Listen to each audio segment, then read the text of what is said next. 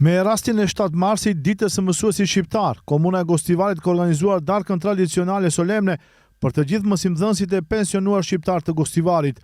Ata u pritën nga vetë kryetari i Komunës së Gostivarit, Valbon Limani. Kjo darkë e shtruar në restorant Ignatia, pasi ndodhemi në muajin e Ramazanit, erdhi për iftar.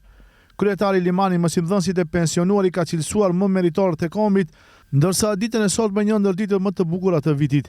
Ai tha se institucioni që ai drejton gjithmonë do ta ketë derën hapur për të gjithë mësimdhënësit.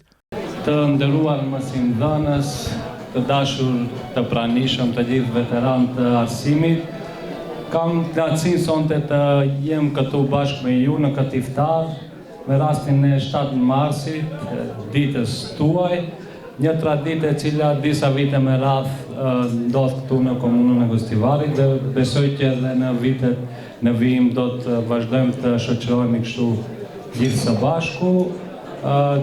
Ju jeni ata që keni trasuar rrugën tonë dhe keni ndriçuar rrugën tonë dhe me këtë të gjithë këto gjenerata të reja të cilat i shohim në komunën tonë dhe në qytetin tonë janë rezultat i punës dhe përkushtimit tuaj dhe unë dhe të gjithë ne jemi faleminderues për gjithë që keni bërë deri tani. Ju falenderoj që sonte gjetët kohë të jeni këtu gjithë së bashku me ne.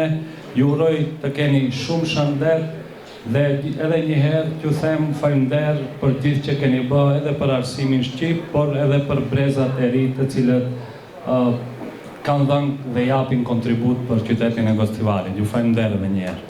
Ndryshe, ky ishte viti 9 që Komuna e Gostivarit tradicionalisht shtron darkë për mësimdhënësit shqiptar të pensionuar ndër vite.